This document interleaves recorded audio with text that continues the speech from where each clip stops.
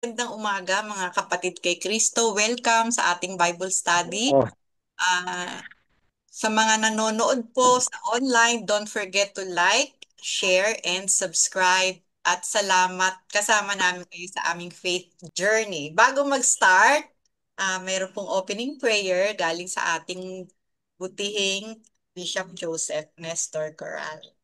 sige po. In the name of the Father, and of the Son, and of the Holy Spirit. Amen. Lord, bago po kami magkaroon ng Bible study, Bible sharing, tinataas po namin ang Pilipinas. Masyado pong marami kaming problema. Kagawan din ng mga iba sa amin, sa mga flood projects, mga bagyo, maraming namatay, maraming nasira ang kabuhayan. Ah, Panginoon, tinataas po namin ang kalagayan ng Pilipinas. Lalo po ngayon, may darating na panibagong bagyo, Panginoon, napakalakas ang prediction. You are the Lord of nature, Lord. As you say in the gospel, be still, be calm, at sumunod po ang nature because you are God. Tinataas po namin to, Lord. Ngayon po, Lord, ang topic namin yung hell eh. Kaya, Lord, make us holy so that we may not go to hell. At yung mga taong kilala namin ang kanilang pamumuhay ay magdadala sila sa impyerno. Tinataas po namin. Send us your Holy Spirit, our sanctifier. Thank you. God's love has been poured into our hearts by the Holy Spirit. Lord, we ask the Holy Spirit to increase our love for you. In Jesus' name, amen. In the name of the Father, and of the Son, and of the Holy Spirit, amen.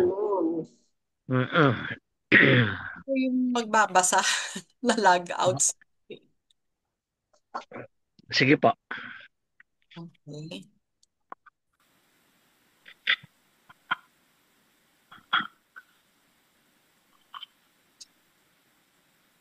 Wala si Sister Kitty. Oo.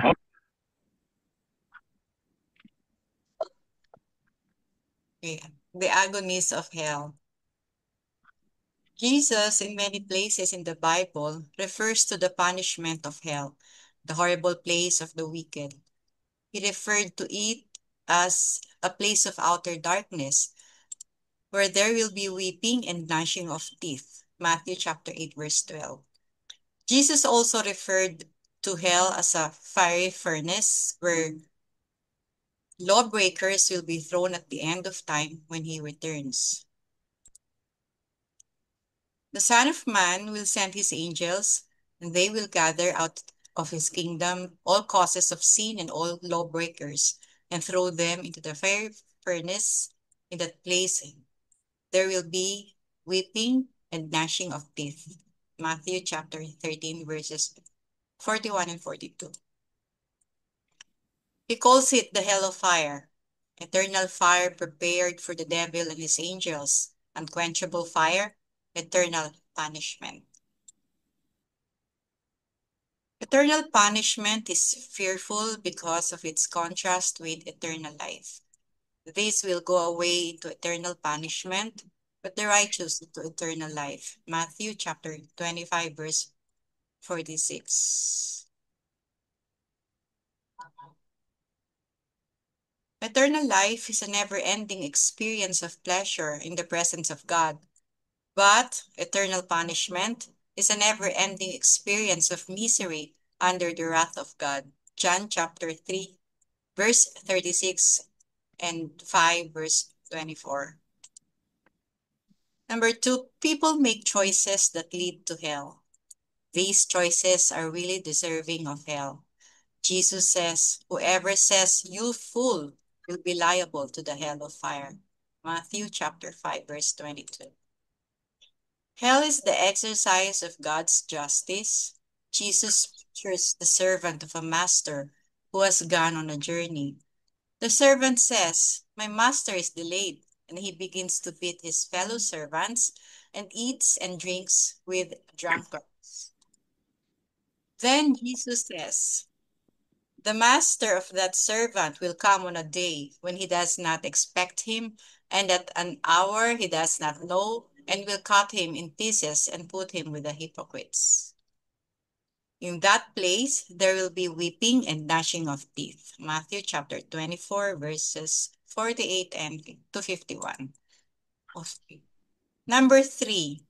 All who die in mortal sin, even with only a single unrepented and unforgiven mortal sin, are sent to hell. Ooh. Mortal sin is a grave violation of God's law that destroys sanctifying grace in the soul and separates the sinner from God. Catechism of the Catholic Church, 1855. There are 3 conditions for a sin to be mortal. Number 1, grave matter. The sin must be serious. Examples: murder, missing mass on Sunday without a valid reason, adultery, and fornication. Number 2, full knowledge. The person must know it is a grave sin. Number 3, full consent. The person must freely choose to commit it. If any of these conditions are missing, the sin is venial, not mortal. Catechism of the Catholic Church, 1860-1861. Effects of mortal sin on the soul. Mortal sin cuts off sanctifying grace, leads to spiritual death, and, if unrepented, results in eternal separation from God, hell. 1 John chapter 5, verses 16 and 17. Catechism of the Catholic Church, 1861. Number 4, the pains that the condemned suffer in hell. The condemned in hell will suffer the pain of loss and the pain of sins. The pain of loss. The wicked in hell know what they rejected and lost: God. This is the greatest pain of hell, for the human soul is made for God. The wicked feel despair, remorse, envy, and hopelessness because they know they can never see God, the source of happiness. Letter B. The wicked in hell have devils and criminals for eternal companions, instead of the company of God and the angels and the saints. There is no love in hell. There is nothing good in hell. The damned hate God, hate each other, and hate themselves. It is a it is a fearful thing to fall into the hands of the living God. Hebrews chapter 10, verse 31. Hell is being excluded from the glory of heaven and of being compelled to hear Jesus say, I do not know you. Number 2, the pain of sense. The damned will suffer from fire and the torments inflicted on all the senses: the sight, the hearing, the smell, the taste, the touch. After the resurrection, the bodies of the damned will suffer with their souls. Jesus calls hell an unquenchable fire. The sensation of burning is the greatest pain man can conceive of. If one cannot stand for a brief moment, putting his finger in the flame of a candle, how can he endure the fire of hell? Number 5, the fear of hell should urge us to lead a good life. Nothing on earth is worth one moment in hell. Should we choose to suffer it for all eternity? Just as the happiness of heaven will last for all eternity, so will the pains of hell. And the smoke of their torments goes up forever and ever, and rest neither day or night. Revelation chapter 14, verse 11. Diyan na si Kitin. Jesus said, and if your hand or your foot is an occasion of sin to you, cut it off and cast it from you. It is better for you to enter life maimed or lame than having 2 hands or 2 feet to be cast into everlasting fire. Matthew chapter 18, verse 8. Number 6, God sent us his own beloved Son to suffer incredible agonies and death in order that we may be saved from eternal damnation. He is a merciful God. We know how glad He is to receive back the repentant sinner. We should have no fear of hell if we do our duty by His grace. God will not send us to hell unless we force Him. Our judge is Jesus. He loved us that He died on the cross for us. He is more eager to pass a favorable sentence on us than we are to receive it. We have confidence in Him as little children. For the Son of Man did not come to destroy men's lives, but to save them. The Lord is long-suffering, not wishing that any should perish, but that all should turn to repentance. Let us always plead with God for our souls. We can refuse God, but God can never refuse us. If we deny Him, He will also deny us. If we are not faithful, He remains faithful, because He cannot be false to Himself. 2 Timothy chapter 2 verses 12 to 13. God bless us all. God bless us all. Praise Jesus. Yung topic pong hell, part po ng good news yan. No, bakit part ng good news? Kasi Jesus came to free us, to save us from sin, death, and hell. Ngayon kasi, halimbawa, last year nung nagkaroon kami ng reunion sa class, yung classmate ko sa States, so Bill is here, so I will be speaking in English, no? Sabi ni Kite, Bill is here, so I will be speaking in English. But you can ask questions, no? If you want in Tagalog, and I will just answer in English, no? In many conferences in the States, there are some priests who talk about hell, and they say that there is no hell anymore. That kind of teaching can be referred to in the history of the church in the time of Origen. Origen was a Christian theologian at that time, about 3rd century, 2nd to 3rd century, and he taught about the heresy of universalism.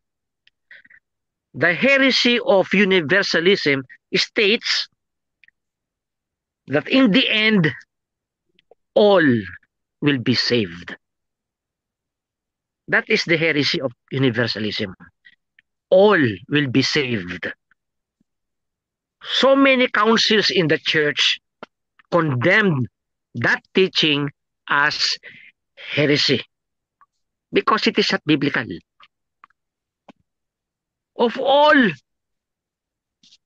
persons in the Bible, it is Jesus who spoke so many times compared to the other writers about hell. Because Jesus came here to save us from hell. Hell in its essence means separation from God forever. And we know that God is the source of our happiness. And if we are cut off from God, we will not be happy forever. So, the enemy of our soul, that is Satan, he convinces some people, some theologians, that there is no hell. You can do anything you want to do, even bad things, and you will not go to hell because there is no hell. Of course, we know that among the Mormons, among the Jehovah Witnesses, there is no hell. That's why in Australia, when I was there are so many Filipinos who converted to Jehovah Witnesses because the Jehovah Witnesses would say there is no hell. And so many Filipinos, they just want to do what they are doing now, and some are evil things, and so they think that there is no hell, so they continue doing bad things. That is the deception of the devil, to tell us that there is no hell. Of course, in other religions, there is no hell. For example, in Buddhism. In Buddhism, there is what you call a continuing, what do you call that? The reincarnation. Because there is no hell until you are purified. But the letter to the Hebrews says, Hebrews 9:27, Hebrews 9:27 says, everyone must die once, and after that, be judged by God. So there is no reincarnation. There are Christians who believe in reincarnation. Memorize this verse, Hebrews 9:27, and share it with them. And tell them this is the word of the Lord. There is no reincarnation. After death, there is judgment. There are also professors in the Philippines who speak of universalism, that there is no hell. Everyone will be saved.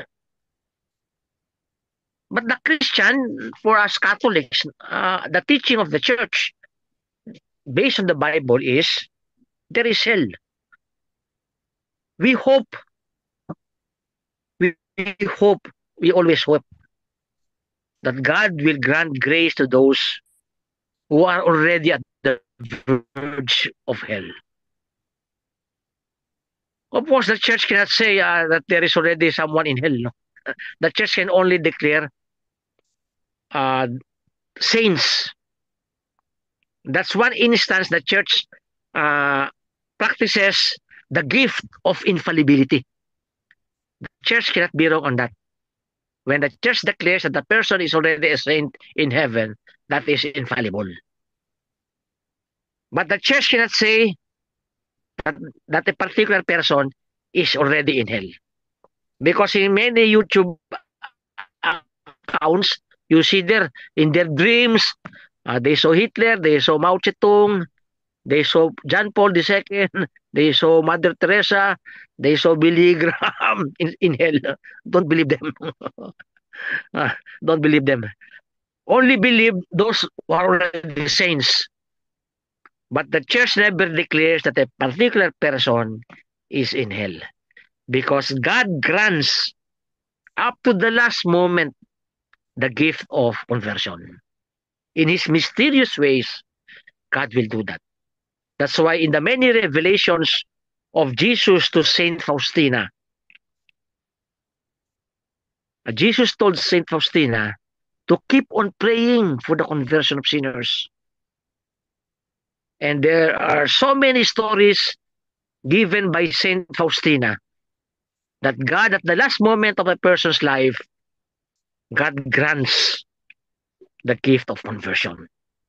Even Saint John Vianney, when a widow was weeping in the confessional box, supposedly to confess her sin, but she did not confess her sin.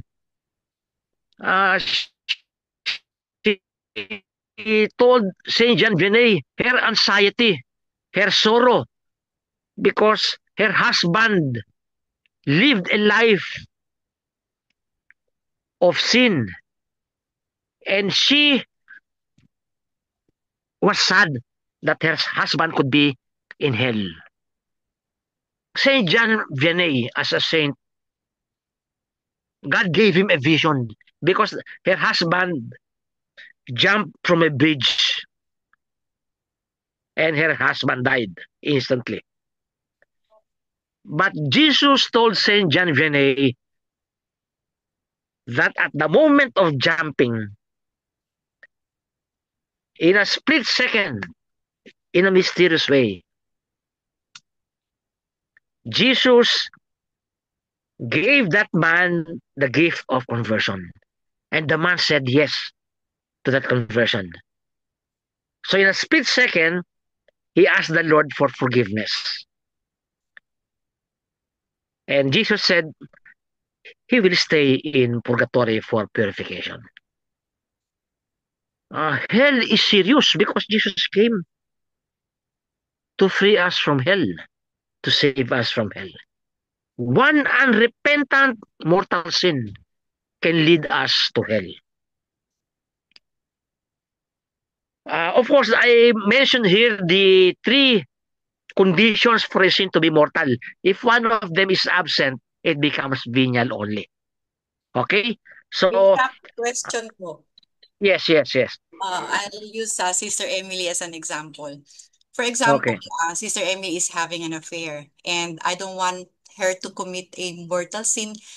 Is it on me if I withhold the information that it is a mortal sin? So it will only be under the category of venial sin because she does not know about the three conditions of mortal sin. Is it on me because I'm not telling her Mhm. the truth? No.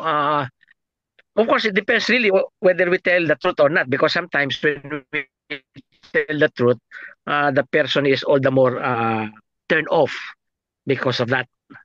For example, I have so many friends who live LGBTQ plus lifestyle. I have friends. And they know silently because I don't tell them. Of course, in my sermon, I tell them it's a grave sin. That's what I tell them. It's a grave sin. And if you knowingly and willingly do it, even if you know that it is a grave sin, that is mortal sin. Uh, there is always a time when to tell a person about the state of their soul. It is better to say it is a grave sin because only God can know whether it is a mortal sin or not. And that's why the priest or the preacher can only say it's a grave sin. It's a grave sin. The sin of abortion, if a person does it knowingly and willingly, it's a mortal sin. But for example, the person is, especially in the States, especially for teenage, they are pressured to do it for some reasons. So the freedom is already impaired. So it is no longer a mortal sin. But it is always a grave sin. Uh, in okay, this is important. Aside from why I posted this particular study, not only for you to ask questions and to do some sharing, but also to send this to your friends. If you have friends who are open or who are active in their Christian life, you can send this so that we can help people in their spiritual life. Because some people, for example, I'll give an example. No, there are born again Christians. Since they accepted Jesus Christ as their personal Lord and Savior, even if they commit mortal sin, they're already in heaven because they have already accepted Jesus Christ. That is a very wrong teaching. That's why I pity those born again Christians. They continue to live sinful lives, yet believing that when they die, they will go to heaven. Share that. Share this uh, with your friends, with your family members. Share this. Of course, just remove November 6, 2025. Just remove that. And share this. This is the teaching of the Bible and the teaching of the Catholic Church. Jesus himself is serious about hell. Because God wants everyone to be saved. 1 Timothy chapter 2 verse 4. God wants all men to be saved. That's why in the agony of the garden, Jesus' perspiration was blood.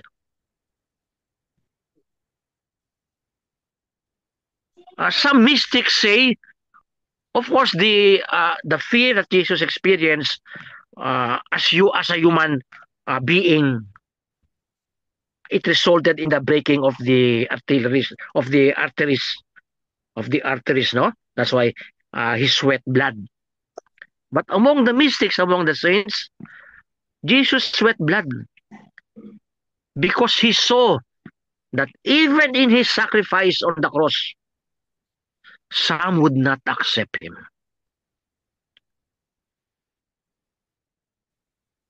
They will go to hell. You see the saints, how they sacrifice a lot for the conversion of sinners. Because that is forever. One mortal sin, or as Saint Teresa of Avila would say, one life, one eternity. One life, one eternity. So, this is good news. God is love. Yes, God is love. But God is also just. He is justice. The holiness of God cannot accept the sinfulness of man. That's why there is purgatory. If we are already saved but we still have imperfections, as the book of Revelation says, nothing impure will enter heaven. So God in his goodness and kindness would purify us in purgatory. We are still in the month of November. We pray for the poor souls in purgatory in particular with focus that they already be cleansed totally so that they can already enter heaven. You see the agonies of pain, not just the physical pain. Now, can you imagine, no? If you put your finger in a lighted candle, in a few seconds, automatically you will remove your finger because it's painful. How much more this is eternal? So have mercy. Have love for the poor sinners. That's why a few weeks ago, I shared with you that when I talk about corruption in the Philippines, because of what we are experiencing here, I'm not politicking. Whatever is your political affiliation, I don't mind. But I am after the goodness of your soul. If you are doing corrupt practices, you will end up in hell. You will end up in hell. Because corruption is a grave matter. Okay, Ate Emily. Bishop, it's already granted though because we are living in sin. This already is granted. Opo. We live in like examples we mentioned earlier about fornication, Opo. LGBTQ, Opo. and other grave sins. So that's Opo. reality. That is already reality that people have learned to accept. But only God. It is between you and your relationship with God. So that sometimes other people justify they give justifications to their sins. Yeah, No, they give justification to their sins. But that's true. that is not my question, Bishop. My question is, when you say what it is to live in hell, as the saying goes, di ba they said that, para na ako nabubuhay sa impyerno Sister, eh. you speak that clearly. They're Maingay, already maingay. living in hell, di Okay, ba? What's happening now? What's happening now? What's happening now? As yes. if we are already living in hell. See what happened in Opo. Cebu and other matters. The whole world experiencing hardships, traumas, difficulties, sufferings, Yes. and everything. So how can Yeah. how can we justify that? The analogy of what can you say, Bishop? This is already hell. What I'm living in now is already hell. My pain, Yeah. my suffering, my Yeah. sickness, my Yeah. disability, Yeah. all the negatives. Isn't that hell already? Or there's more to You it? can say, or it could also be purgatory, cleansing part. Okay. Purgatory. It is a cleansing part because if it is hell, it is already eternal. Uh, ang hell means forever. So if we continue this, for example, no, I'm not happy, and this goes on forever. That is hell. You can also say I'm not happy, and I am like living in hell because I'm not happy. That's correct. But that can be also corrected. Why are you not happy? Because of physical pain? We can already talk about redemptive suffering. If it is moral suffering, like sin, tell that person to ask the Lord for forgiveness. If you're not a Catholic, at least pray to God, Lord, I'm sorry for all the sins I've committed against you. But if you're a Catholic, go to confession. Saints would tell you, even if you live a life of sin, you live a life going to hell, in 3 minutes or 5 minutes, your fate will change. You can go to heaven. Just going to confession.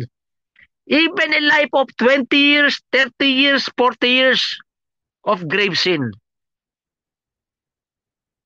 If you go to confession, all these 20 or 30 or 40 years of grave sin, they will be vanished. They will be forgiven. So in one sense, you are living in hell because of our problems, no?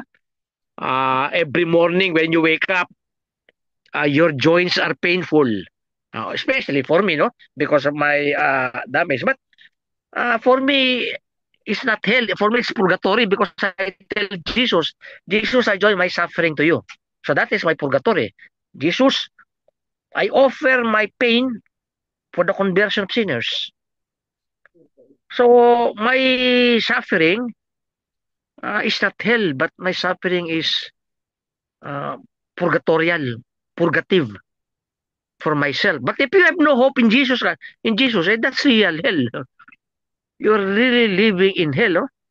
For example, those people affected by the typhoon in Cebu, if you see some interviews, especially the mothers, they tell, Lord, stop it. Lord, it's too much. How can they recover from that typhoon? Their houses, some of their houses uh, were included in the flooded areas. About 100 people are dead. Some are still missing.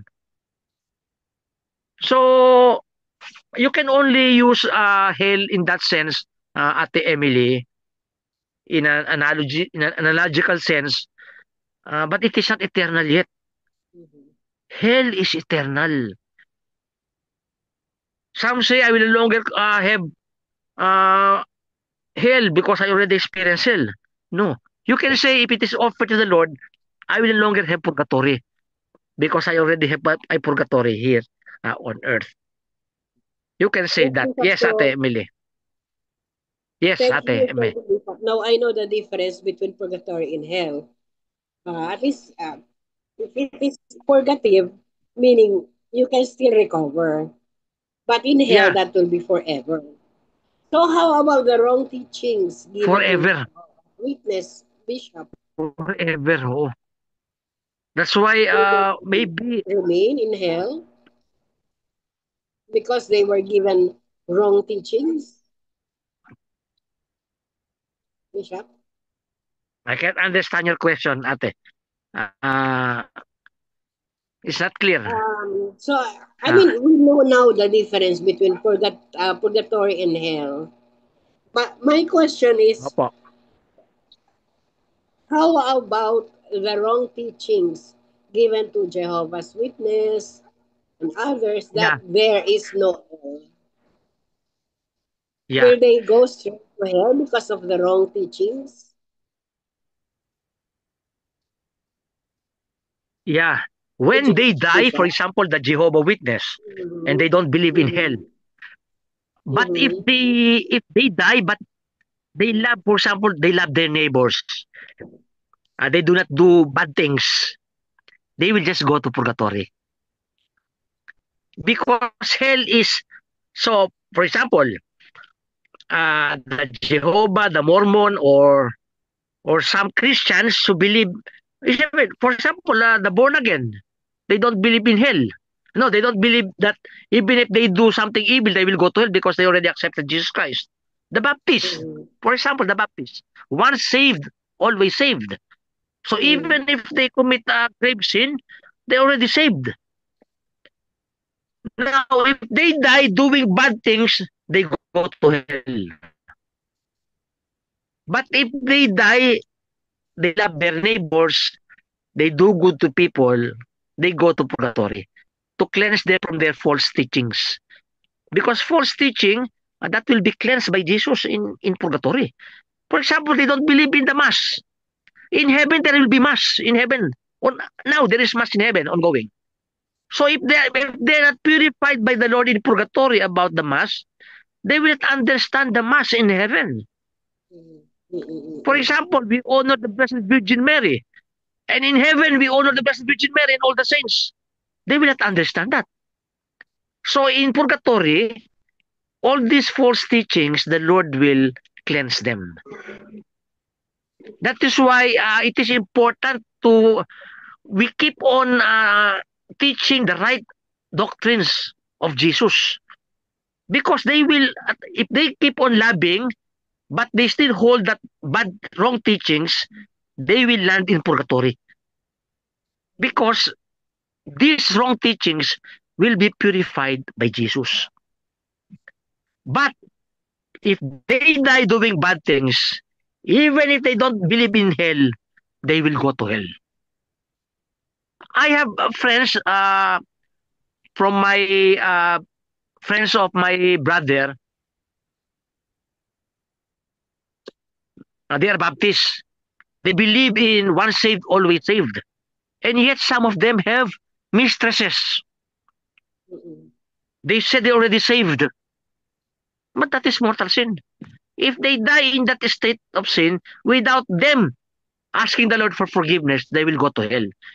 Even if they believe once saved, always saved. That's why teachings are important because they can go to hell because of wrong teachings. They have mistresses. They do corruption because some who do corruption are born again and Protestants. At least for the Catholics, they know it's mortal sin. But for this born again and Protestants, they do corrupt things by the billions. But since they have already accepted Jesus as their personal Lord and Savior, they're already saved. That will lead them to hell. That kind of teaching. That's why I tell them that is the teaching of Jesus. That is the teaching of your pastor. That is the teaching of your founder. And that teaching is dangerous to your soul. That's why I keep on teaching. Because I love their souls. That's all not to prove that I am right. Because it's better to relax. Don't have enemies. But I keep on teaching. I keep on teaching. I tell them. After this, I just thought it. I just thought it this afternoon that I will send this to some of my priests to share this with their parishioners. These teachings of Jesus, because you love their souls. That's why you're a priest. You help others to have a good relationship with Jesus and his teachings. Not just to have a good relationship with your parishioners. That will not last. If it is not based on truth, tell them. If you do grave sin, knowingly and willingly, you will go to hell if you die. But if you have been doing it, even for how many years,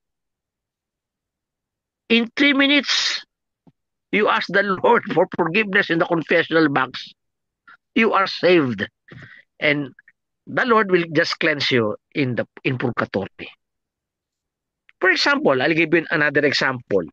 Our youth in the community, they have been addicted to pornography. I don't know if you're aware of that, the youth now. They're addicted to pornography. They are addicted to, for example, immodest dress. Immodest dress. In their dances. Because of what they see in the media. That is grave sin against chastity. You tell them, I tell them. I don't want to sound like old-fashioned. But in the way you behave, if you do not repent, you will go to hell. Hard teaching of Jesus. That is a hard teaching of Jesus.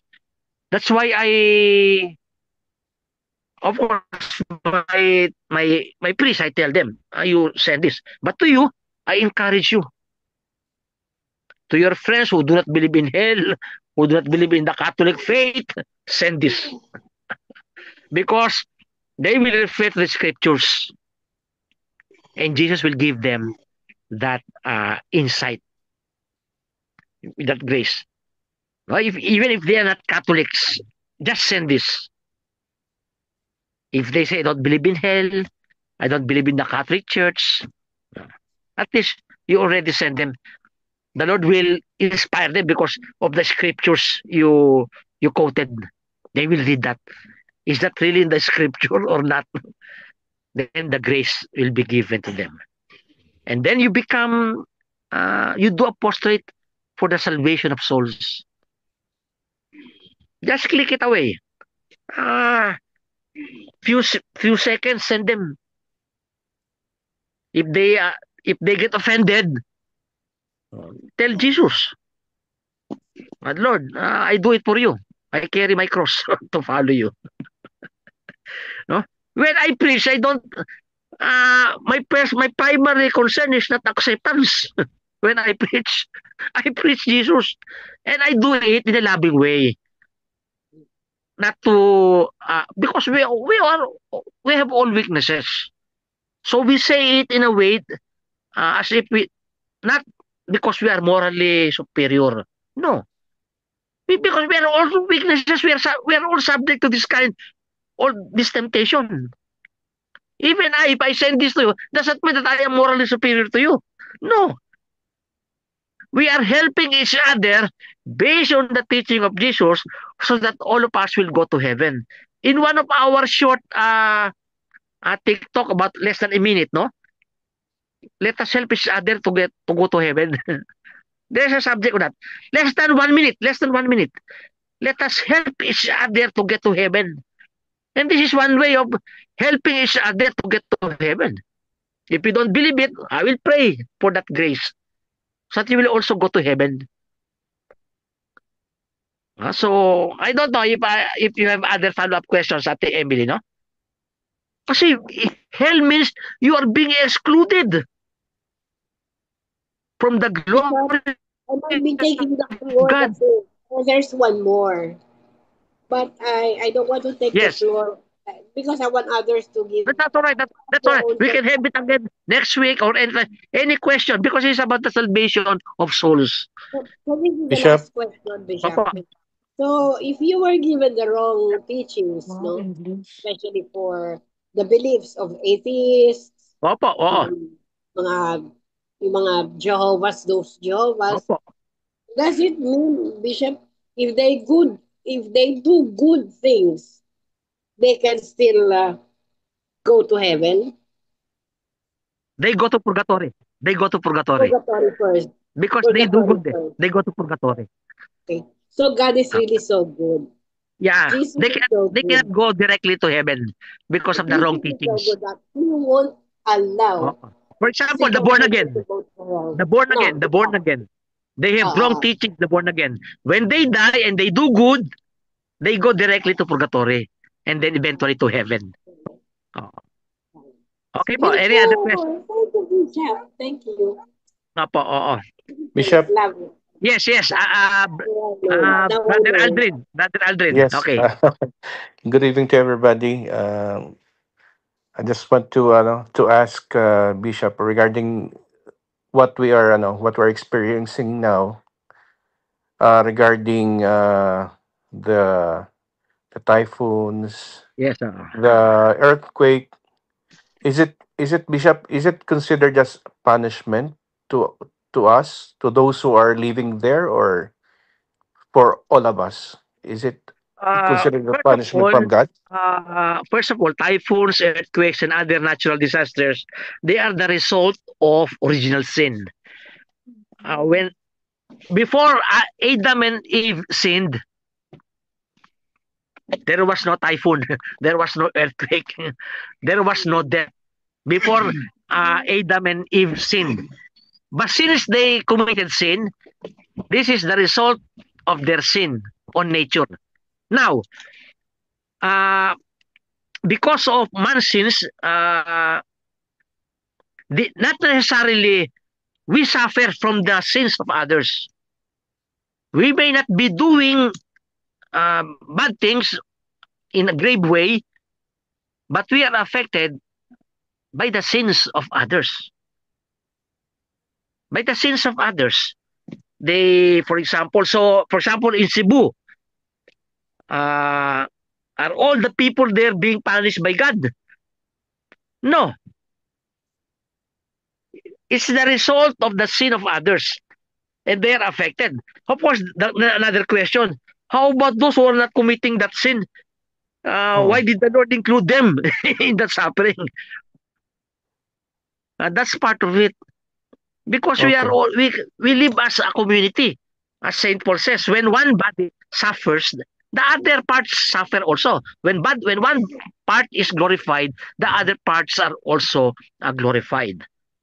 For example, in our typhoon in last time Ulysses, I went upstairs because I was affected. I was affected sa first floor. I did not do any bad things in a grave manner.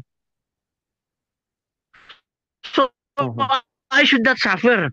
But because of what others did, I suffered. So that is the consequence of this.